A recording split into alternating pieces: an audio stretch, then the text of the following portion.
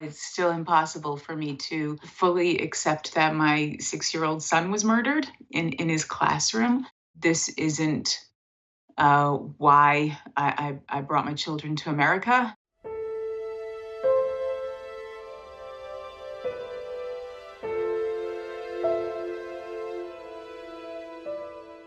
I think that because it was 6 and 7-year-olds killed at Sandy Hook, 26 and 7-year-olds, that it punctured the heart of so many people globally. It's just impossible to get your head around that kids can get killed in their first grade classrooms. It's one of those things that the mass shootings and the number of deaths or the age of the victims becomes the primary thing we focus on. And that's important, but it doesn't do justice to the people that die every single day, and the children that die every single day around the country. When you think that there's on average 30 to 40,000 people that die every year through gun violence, the community of survivors or families who have lost someone is huge. To have that shared experience and know that you can survive it, you'll never get over it, but you can find a way through it, that's important.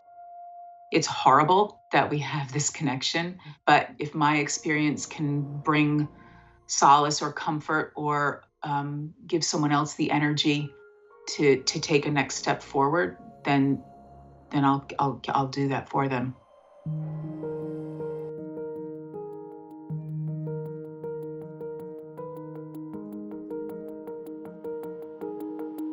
Our initial focus was purely on policy, trying to get background checks passed in 2013.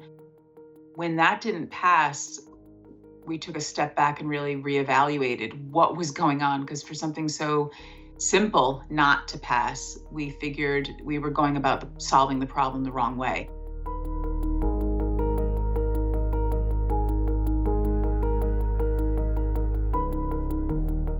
Through the younger ages, we focus primarily on inclusion and community building. How do you reach out to recognize someone who might be feeling lonely, depressed, or isolated and create connection? Because that's really where this all starts.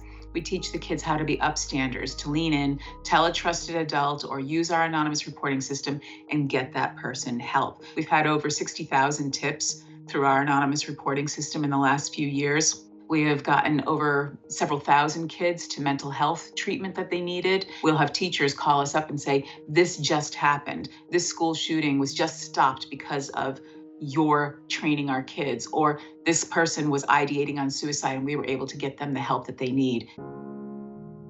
Every gun death is a preventable death, because if you can intervene with someone before they pick up that gun, if you can stop someone from hurting themselves, if you can recognize the signs of someone who's about to go and commit harm to someone else, if you can remove someone from a domestic violence or a dating violence situation, there is always a way to separate the person from the weapon that they intend to use harm. Signs and signals are given off all the time.